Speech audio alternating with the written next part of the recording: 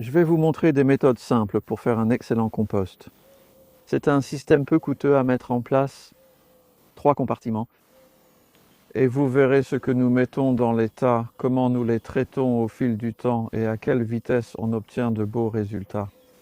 Je fais du compost de plusieurs façons différentes. Et mon jardin est assez grand, il fait maintenant un peu plus d'un demi-hectare. J'ai de plus grands bacs derrière où je fais la plupart du compost. J'ai commencé à écrire un livre en avril dernier, il y a environ 18 mois. Il sortira cet automne sans labour. Et il y a pas mal d'informations sur la fabrication du compost dedans. Et nous avons décidé de faire cela parce que cela parle à beaucoup de gens, donc pour des jardins familiaux ou des jardins de taille moyenne plutôt que de très grands jardins. Avec un petit jardin, vous pouvez utiliser un bac à compost basé sur des principes similaires pour assembler les ingrédients. Celui-ci est un peu spécifique, les détails de la façon dont nous traitons chaque tas. Et en fait, il y a 4 compartiments étroits. Par exemple, ce compartiment ici ne reçoit jamais de matière fraîche. Nous ajoutons les 2 tas extérieurs et nous les retournons vers le milieu. Nous commençons par faire les tas. En récupérant quelques palettes, nous retirons le fond. C'est plus simple et l'accès aux tas est facilité. Elles sont plus légères à manipuler. Et la seule façon dont elles sont fixées dans les coins, c'est avec 2 morceaux de fil de fer pour la plupart d'entre elles. 8 morceaux de fil de fer, 4 cadres de palettes et voilà votre tas. Rien ne le fixe au sol, aucun poteau au coin. Elles ont été placées au départ sur des mauvaises herbes assez tenaces, comme le liseron, le chien-dent, les orties. Nous n'avons pas mis de carton sous le tas car le matériau de compostage fait un excellent paillis. J'ai mis du carton autour juste pour maîtriser un peu les mauvaises herbes. On a encore un peu de liseron, mais pas trop. Donc vous voyez, il n'est pas nécessaire de faire une préparation de terrain élaborée. C'est vraiment bon pour le sol. Vous n'avez pas besoin de béton en dessous ou quoi que ce soit. Vous lirez beaucoup de choses sur la fabrication du compost qui, à mon avis, compliquent inutilement les choses. En réalité, c'est très simple une fois que vous comprenez le processus. Et ensuite, vous avez de très bonnes chances d'obtenir un résultat. Quelque chose comme ça.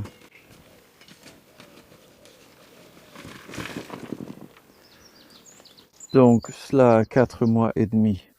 C'est sorti de le tas là-bas qui a été rempli entre mars et avril. On met environ 2 mois par tas. C'est ce que nous faisons ici. Remplir un tas comme celui-là peut prendre 3 ou 4 mois et c'est très bien. Les durées et les proportions exactes de matériaux devront être ajustées en fonction de ce que vous avez. Ne vous compliquez pas trop la tâche. Vous savez, il n'y a pas de liste parfaite d'ingrédients. Il n'y a pas de durée parfaite ou quoi que ce soit de ce genre. Mais je vais vous donner les principes. Voilà donc un tas retourné une fois. Je trouve que retourner un tas une fois, ce qui veut simplement dire le déplacer, on défait ces 2 fils de fer. Vous pouvez ouvrir la palette de devant et ensuite vous avez accès. En gros, c'est comme une porte d'entrée. Et avec une fourche à fumier, bien plus facile à utiliser qu'une fourche à bêcher grâce à ses dents plus longues et courbées. Sortez-le à la fourche, secouez les morceaux pour aérer. Si vous trouvez des poches sèches, ajoutez un peu d'eau. Donc vous avez un tas que vous pouvez laisser jusqu'à ce que vous soyez prêt à l'utiliser. En août, ce compost est prêt pour moi, mais je ne l'utiliserai pas tout de suite car nous n'en avons pas besoin. Donc, ce que nous allons faire ensuite, en fait, c'est mettre ce tas par-dessus. Ainsi, les 2 compartiments extérieurs vont tous les 2 au milieu. Et ici, vous pouvez mieux voir la quantité de bois que nous mettons. C'est quand même pas mal. C'est peut-être même un peu trop, en fait. Mais vous savez, tout est relatif. Quand on étale ce compost, on le met simplement en surface sans bêcher. Tous les morceaux ligneux deviennent un paillis très fin, ce qui est très bien et fonctionne vraiment bien. Il ne faut juste pas qu'il soit trop épais. Nous n'effectuons pas de tamisage, le compost est utilisé directement. Je suis presque sûr qu'on a encore du bois au-dessus, c'était juste la couche de finition. Si je descends un peu là, oui, là on peut voir. Je sens maintenant que c'est légèrement chaud, avec quelque chose d'encore non décomposé. Donc probablement une tige de brassica. Et tout cela sera ensuite transféré dans la bague du milieu et reposera sur ce qui s'y trouve déjà.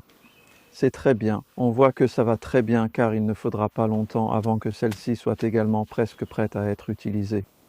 Donc en fait, d'ici octobre-novembre, nous pourrons vider ceci, le mettre sur les plates-bandes et nous aurons une bonne tonne de beau compost. Et ce que je vous ai montré là n'a que 2 mois et demi. Donc cela a été fait en mars ou en mai et juin. Je le fais en 2 mois maintenant. Évidemment, on peut contrôler ça un peu parce qu'on a beaucoup de matière et on va aussi la mettre dans les autres bacs à compost. Cela clarifie simplement ce que vous pouvez faire et comment le faire. Donc ceci va maintenant aller dans le assemblage d'un tas et j'ai quelques seaux de matériaux pour illustrer certaines choses. Et vous remarquerez aussi que nous avons du carton autour du bord. Je sais que cela contredit l'idée reçue qu'un compost doit avoir des côtés ajourés pour laisser passer l'air. Ce n'est pas vrai, Ed. En réalité, vous ne voulez pas cela. Pendant l'été sec que nous avons eu, si de l'air entrait dans votre compost, il se dessécherait, alors que vous avez besoin d'humidité. Donc en fait, le carton retient l'humidité à l'intérieur et il garde aussi la chaleur plus près des côtés. C'est aussi un isolant. Et il se décompose lentement et nous l'ajouterons ensuite au tas lorsqu'il ne servira plus à cet usage. Donc ça, c'est un ingrédient possible. Et puis, j'ai mis ça ici. Je vais juste le mentionner puisque c'est là. C'est une option. Je pense le faire la prochaine fois qu'on fera un tas. Si vous placez n'importe quel objet au milieu, un poteau de clôture suffirait en fait. Et ensuite, vous l'enlevez après avoir rempli le tas. Vous avez un trou d'aération.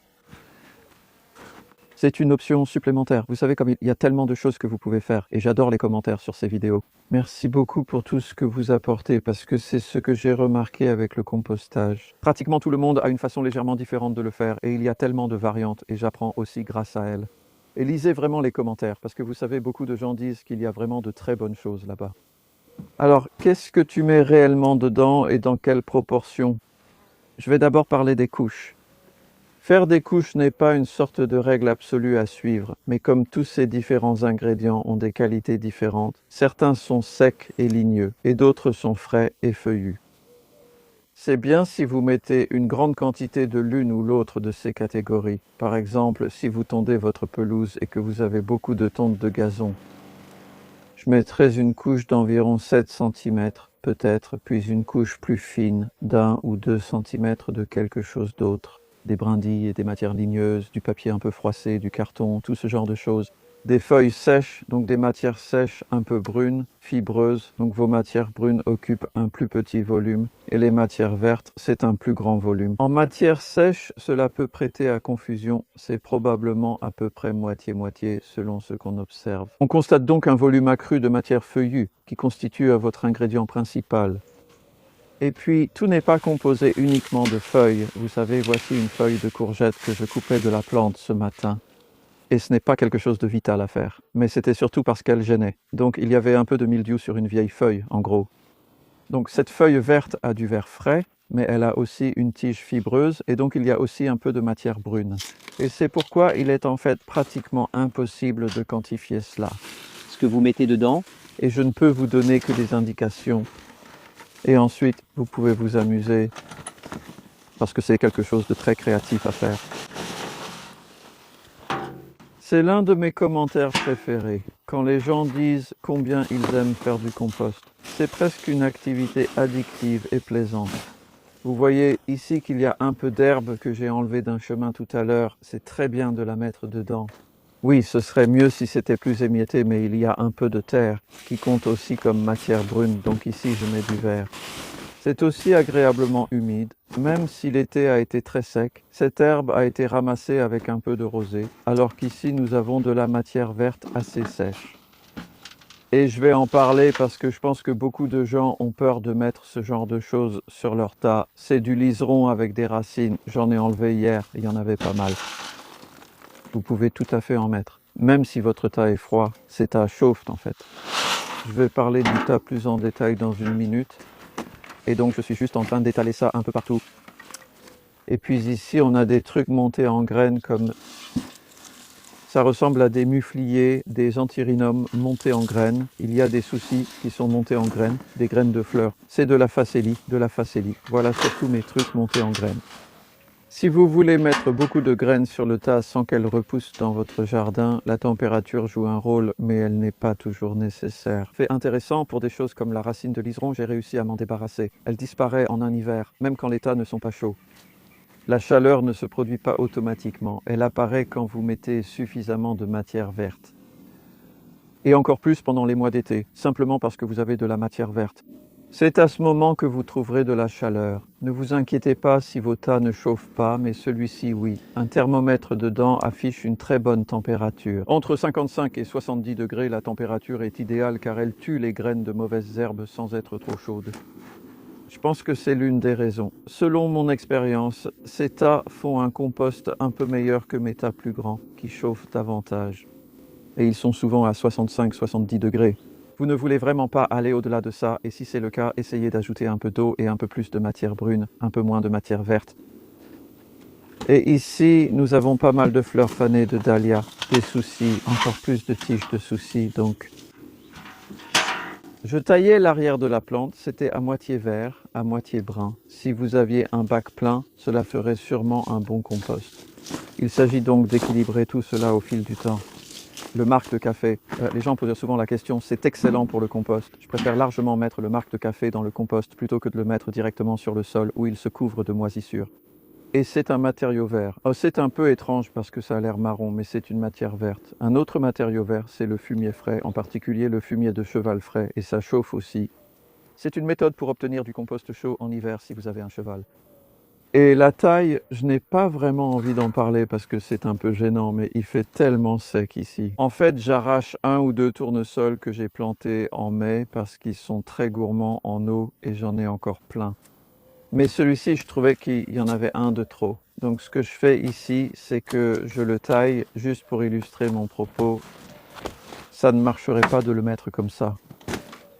Parce que ça, surtout si vous en mettez 2 ou 3 comme ça crée un effet de treillis qui retiendra trop d'air. Même si on aime l'air, il ne faut pas en avoir trop. Et donc, coupez vos morceaux ligneux et fibreux en petits morceaux. Ils n'ont pas besoin d'être si petits. Si vous avez un broyeur comme moi, regardez mes anciennes vidéos à ce sujet. Je vous montre comment utiliser un broyeur mobile, idéal pour les tiges de fèves, ainsi qu'une tondeuse à gazon. Vous pouvez aussi le faire. Et en fait, tout type de cassure des fibres est bénéfique comme ça, parce que cela ouvre la tige et permet aux bactéries et aux champignons d'y pénétrer. Et une dernière chose, en fait, c'est plus facile à montrer avec celui-là. Vous pouvez couper les tiges vraiment ligneuses plus facilement dans le sens de la longueur. Celle-ci est devenue tellement ligneuse maintenant qu'il est très difficile de la couper en travers. Mais dans le sens de la longueur, ça l'a bien ouverte. Et ensuite, je fais toujours attention, quand j'ajoute, je pousse presque toujours les choses sur le côté, mais si tu ne fais pas attention, tu te retrouves avec un dôme, alors concentre toujours tes ajouts sur le côté. De cette façon, tu garderas une surface bien plane.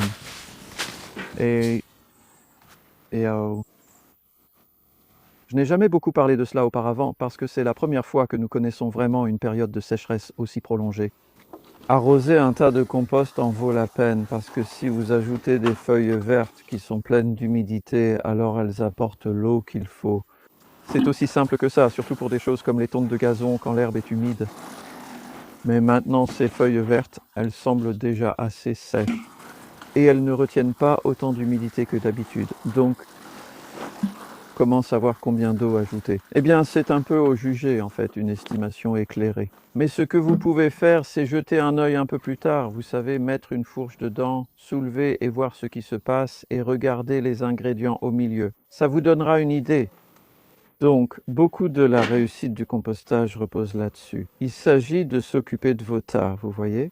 C'est presque un animal de compagnie à entretenir. Et puis, au fur et à mesure, il suffit de garder un œil sur ce qu'ils font. En résumé, avec cette méthode, il faut 2 mois pour remplir le premier, 2 mois pour le troisième, puis vous transférez le premier ici et le deuxième là-bas. En 6 mois, en suivant ma méthode, vous réussissez. Il faut juste assez de matière pour les remplir en 2 mois, mais c'est encore une autre condition. Vous pouvez ainsi obtenir un beau compost. Une question fréquente, comment savoir si le tas est plein ou terminé? Eh bien, c'est une situation où la cible ne cesse de bouger, parce que c'est à vous de décider. Vous savez. Mais si vous vous arrêtiez à ce stade, si je m'arrêtais à ce stade, ça va beaucoup s'affaisser et au final, vous n'aurez pas grand-chose. Moi, je vise à continuer. En 2 mois, nous pouvons remplir jusqu'en haut.